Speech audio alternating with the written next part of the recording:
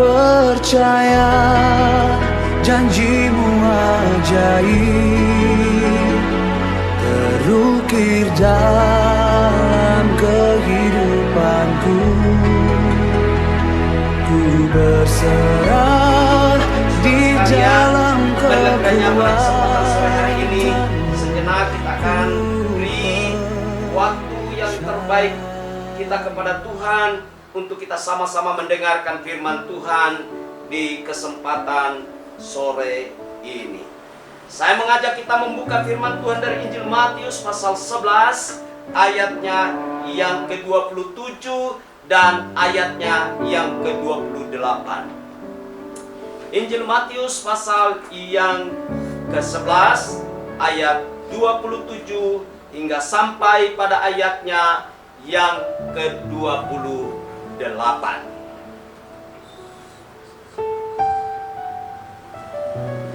Sekali lagi Injil Matius pasal 11 ayat 27 dan 28, demikian firman Tuhan. Semua telah diserahkan kepadaku oleh Bapa-Ku, dan tidak seorang pun mengenal anak selain Bapa, dan tidak seorang pun mengenal Bapa selain anak, dan orang yang kepadanya anak itu berkenan menyatakannya.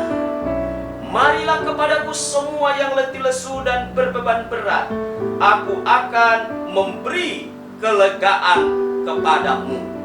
Puji Tuhan, Bapak Ibu Saudara dikasihi Tuhan, firman Tuhan sore hari ini yang kita akan dengarkan bersama, saya beri tema, datanglah kepada Yesus. Datanglah kepada Yesus.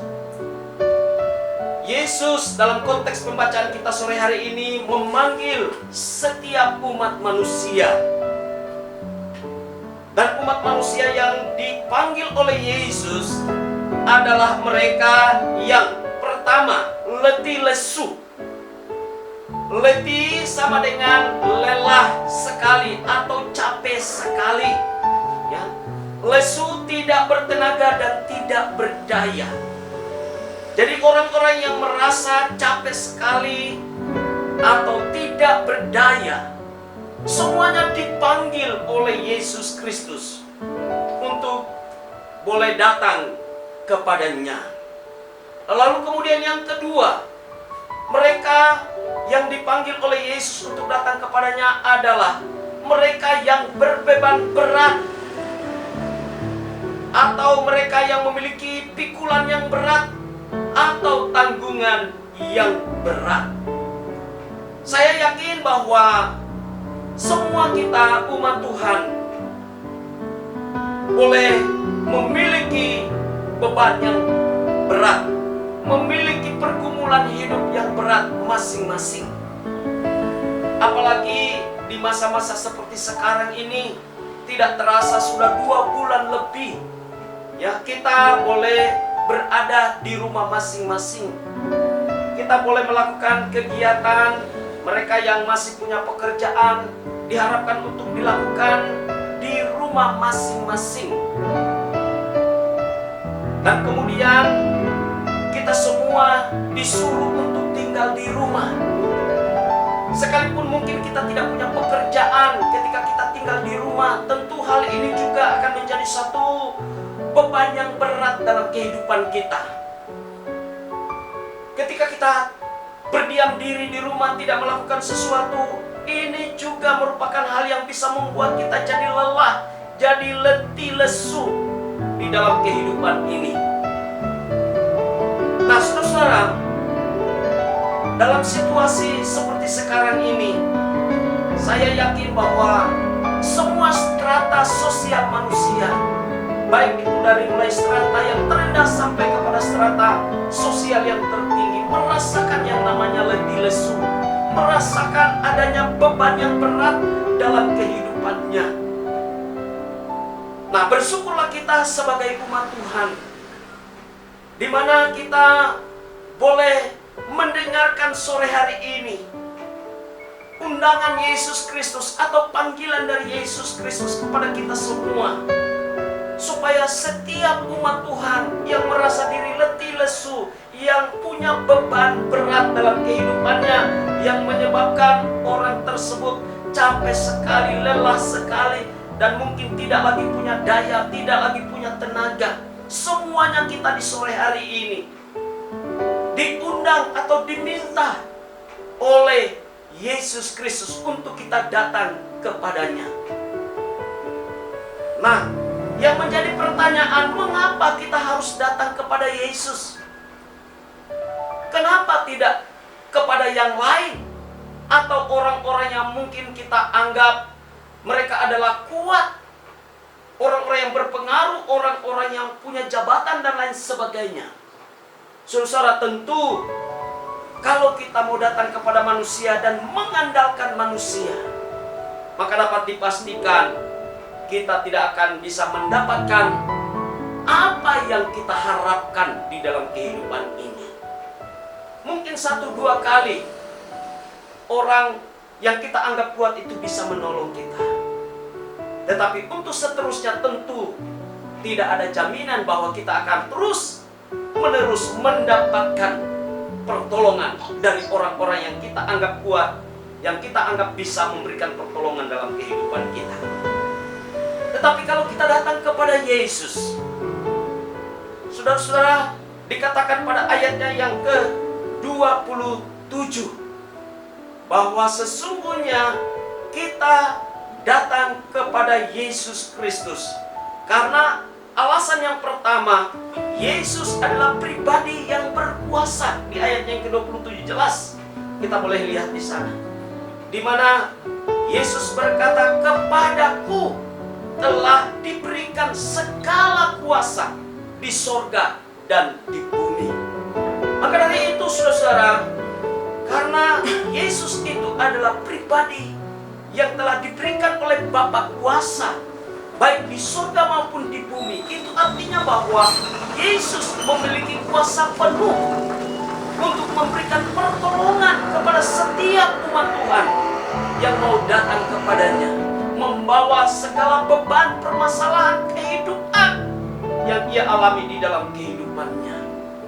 Saudara, karena Yesus adalah pribadi yang berkuasa, maka dapat dipastikan Yesus Kristus akan dapat memberikan pertolongan kepada setiap orang yang membawa seluruh beban permasalahan hidupnya, yang mungkin membuat dia tidak lagi berdaya, yang mungkin membuat dia merasa begitu lelah, begitu capek di dalam menjalani hidup di dunia ini.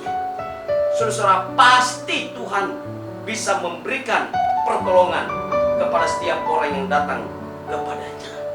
Yang menjadi alasan yang kedua, mengapa kita harus datang kepada Yesus Kristus? Karena dikatakan pada ayatnya yang ke-28 bahwa setiap orang yang datang kepada Yesus akan menerima kelegaan. Saudara-saudara. Nah, kata kelegaan di sini itu identik dengan lapang, kosong, atau tidak sesak atau menyenangkan. Nah, saudara-saudara dikasih oleh Tuhan Yesus Kristus, kalau kita datang kepada Yesus, Yesus berkata, "Aku dapat memberikan kelegaan kepadamu." Yang artinya Tuhan bisa memberikan kita hal yang menyenangkan dalam kehidupan ini.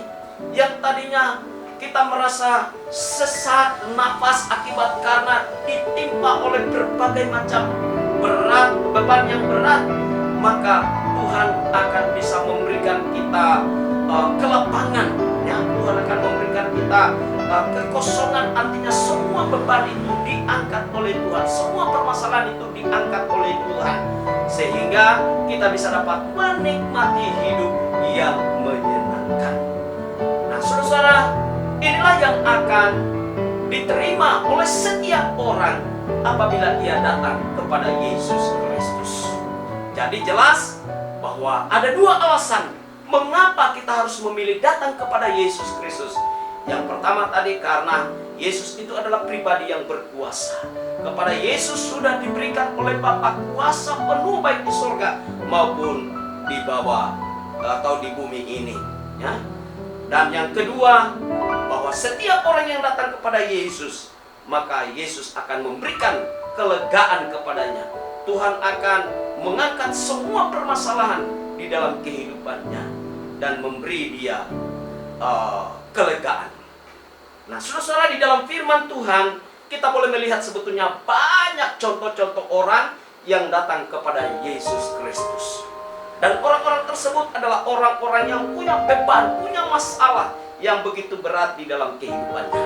Tapi paling tidak, pada kesempatan sore hari ini saya hanya akan menunjukkan beberapa orang di antara dari sekian banyak orang yang datang kepada Yesus dengan membawa segala permasalahan di dalam kehidupannya.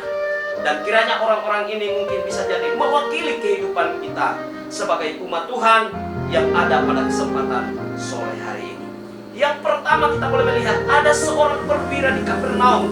Itu tertulis dalam Injil Matius pasal 8 ayatnya yang ke-5 sampai pada ayatnya yang ke-13. Saudara-saudara, seorang perwira di Kapernaum ini, dia memiliki seorang hamba yang begitu ia kasihi, dan hambanya itu jatuh sakit. Nah, oleh karena perwira ini begitu mengasihi hambanya ini, itu sebabnya dia datang kepada Yesus Kristus.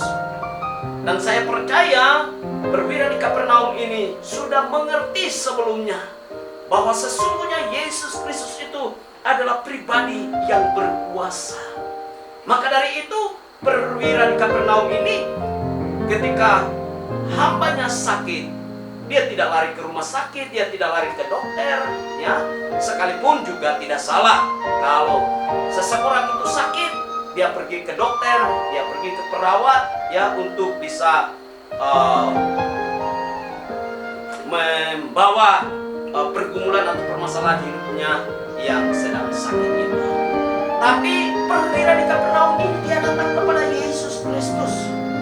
Dia meminta supaya Yesus Kristus dapat menyembuhkan hambanya atau pembantunya yang lagi sedang sakit itu. Nah, permohonan dari perwira di Kapernaum ini langsung direspon oleh Yesus Kristus. Dan Yesus Kristus berkata kepada perwira ini, "Ya, saya akan datang ke rumah." Tapi perwira di Kapernaum ini merasa bahwa sesungguhnya tidak pantas, tidak layak kalau Yesus Kristus itu datang ke rumah dari perwira ini. Itu sebabnya perwira ini di ayatnya yang ke-8 dari Injil Matius pasal 8 itu, perwira ini berkata kepada Yesus, "Katakan saja sepatah kata, maka hambaku itu akan sembuh." Luar biasa Bapak Ibu Saudara sekalian. Perwira di Kapernaum ini begitu yakin, begitu percaya terhadap kemahakuasaan daripada Yesus Kristus. Dan itu sebabnya dia hanya berkata, "Katakan sepatah kata saja, maka hambaku itu akan sembuh." Lalu di ayatnya yang ke-13, saudara, Yesus menjawab perwira ini, dia katakan, lalu Yesus berkata kepada perwira ini, "Pulanglah dan jadilah kepadamu seperti yang engkau percaya." Maka pada saat itu juga sembuhlah hambanya. Nah, luar biasa Bapak Ibu Saudara sekalian, ya. Perwira ini merupakan satu contoh, ya, dari seorang yang punya jabatan, punya kedudukan. Tapi sekalipun dia punya jabatan, punya kedudukan, dia tidak andalkan itu dalam kehidupannya. Perwira ini sekalipun mungkin dia punya teman, punya kenalan seorang tabib atau seorang dokter, tapi dia tidak datang kepada dokter atau seorang tabib. Tapi dia datang kepada Yesus Kristus. Karena dia tahu bahwa kalau dia datang kepada Yesus Kristus, Yesus Kristus berkuasa dan mampu untuk menyembuhkan hambanya. Sekalipun statusnya sebagai seorang hamba, ya, mungkin sebagai seorang asisten rumah tangga atau pembantu rumah tangga. Tapi perwira di Kapernaum ini sangat menyadari bahwa sesungguhnya sekalipun dia hanya berstatus sebagai seorang hamba, sebagai seorang asisten atau sebagai seorang pekerja rumah tangga, tapi Dia begitu mengasihinya. Dan saya berharap kiranya kita juga umat Tuhan bisa memiliki kasih yang tidak memandang status sosial orang lain. Sehingga ketika ada orang yang susah di sekitar kita, apalagi itu kalau di rumah kita, saudara, hendaknya kita harus menunjukkan perhatian kita, kasih kita kepada orang-orang yang dekat dengan kehidupan kita atau orang-orang yang ada di sekitar kita. Sebagai umat Tuhan, mari ada pribadi yang tepat yang kita datangi untuk kita bawa dan serahkan semua permasalahan dalam kehidupan ini, seperti perwira di Kapernaum. Dan dia begitu percaya bahwa ketika Yesus mengucapkan sepatah kata saja untuk hambanya yang sedang sakit itu, maka hambanya itu akan sembuh. Dan benar sekali, seperti apa yang dipercayai oleh perwira di Kapernaum ini, seperti apa yang dia imani perwira di Kapernaum ini, saudara, itulah yang terjadi di dalam kehidupan hambanya. Dia percaya bahwa kalau Yesus mengucapkan sepatah kata saja, hambanya itu akan sembuh. Dan benar terjadi seperti itu. Dan bahkan perwira di Kapernaum ini mendapatkan suatu pujian atau sanjungan daripada Yesus Kristus. Yesus Kristus berkata bahwa sesungguhnya di antara umat Israel saya tidak pernah menemukan iman yang seperti ini. Nah, maka dari itu Bapak Ibu Saudara dikasihi Tuhan, di tengah-tengah situasi yang sukar dan sulit ini, marilah kiranya kita memiliki iman seperti perwira di Kapernaum ini. Dia begitu percaya, dia begitu beriman kepada Yesus Kristus, bahwa permasalahan apapun, termasuk sakit penyakit, kalau kita datang kepada Yesus dan menyerahkannya serta meminta Yesus menyembuhkan kehidupan kita, maka Yesus akan sanggup menyembuhkan dan memberikan pertolongan seperti apa yang kita harapkan, seperti apa yang kita imani, seperti apa yang kita percayai dalam kehidupan kita. Saudara, contoh yang kedua di dalam Injil Matius pasal 9 ayat 20 sampai 22. Di situ juga kita boleh menemukan ada seorang perempuan yang sudah 12 tahun menderita pendarahan. Dan saudara, di zaman itu ketika ada seseorang atau seorang perempuan harus mengalami yang namanya sakit pendarahan, maka orang tersebut bisa dianggap najis. Dan ini merupakan satu beban atau masalah yang dialami oleh perempuan ini. Bayangkan sudah 12 tahun dia mengalami pendarahan. Dan dikatakan pada bagian firman Tuhan yang lain bahwa perempuan ini sebelumnya dia adalah seorang yang kaya raya, punya segala-galanya. Tapi pada akhirnya semua kekayaannya itu sudah habis karena dia berupaya untuk mencari kesembuhan kepada para tabib, kepada orang-orang yang mungkin dianggap mampu memberikan kesembuhan kepadanya. Tapi usahanya itu sia-sia adanya. Tapi ketika ia datang kepada Yesus Kristus dengan percaya dan beriman bahwa Yesus itu adalah pribadi yang berkuasa, yang sanggup akan menyembuhkan kehidupannya, perempuan ini berkata bahwa asal ku jamah saja ujung jumbai jubah Yesus, maka aku akan sembuh. Dan saudara-saudara, disertai dengan usaha yang begitu luar biasa, dia berusaha untuk menerobos orang-orang yang saat itu sedang mengerumuni Yesus Kristus. Dan akhirnya perempuan yang pendarahan 12 tahun ini berhasil untuk menjamah jumbai dari jubah Yesus. Dan pada saat dia berhasil untuk menjamah ujung jumbai dari jubah Yesus, maka seketika itu juga pendarahannya berhenti alias sembuh. Luar biasa Bapak Ibu Saudara sekalian yang dikasihi oleh Yesus Kristus. Lalu kemudian ada contoh yang ketiga. Ini juga punya permasalahan yang begitu berat. Dan saya boleh katakan dari dua contoh di atas tadi, contoh yang ketiga ini merupakan permasalahan yang amat sangat berat, yakni Marta dan Maria, di mana mereka juga datang kepada Yesus membawa permasalahan mereka.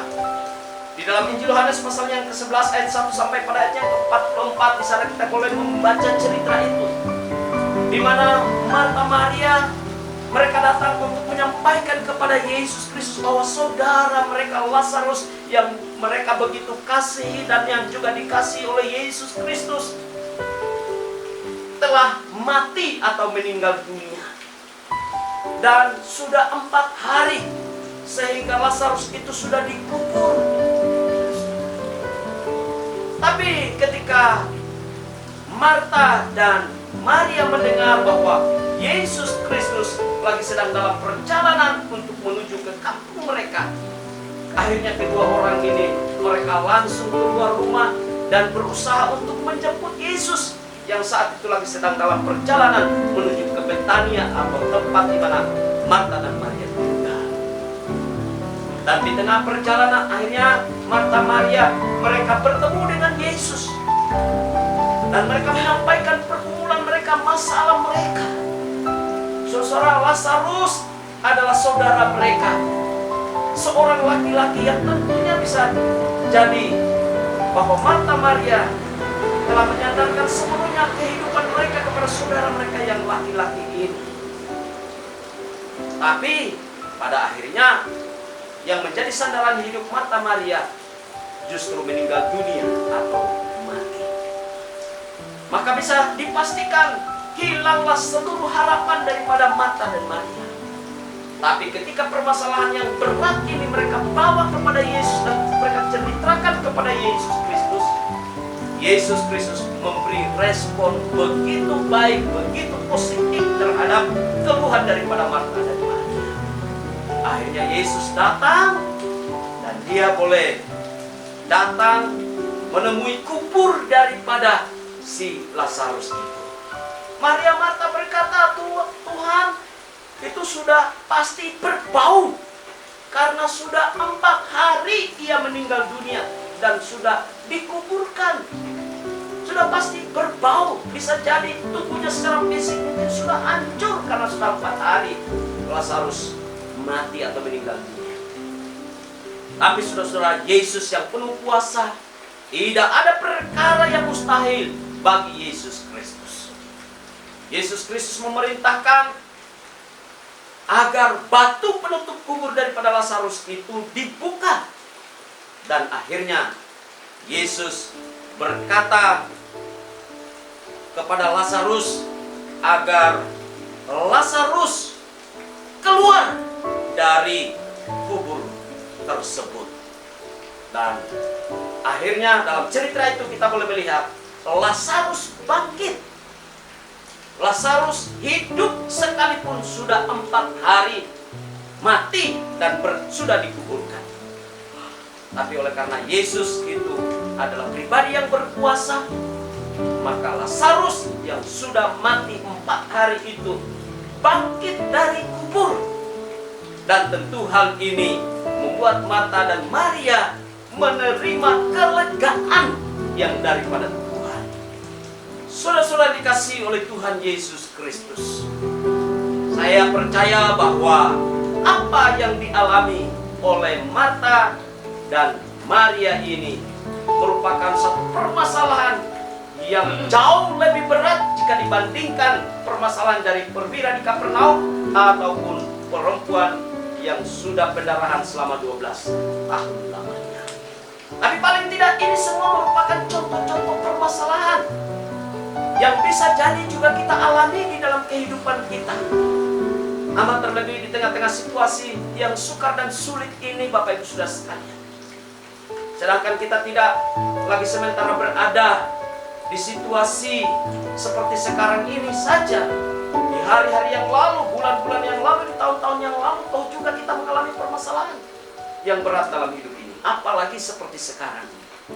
Saya yakin kita semua punya beban berat dalam kehidupan ini.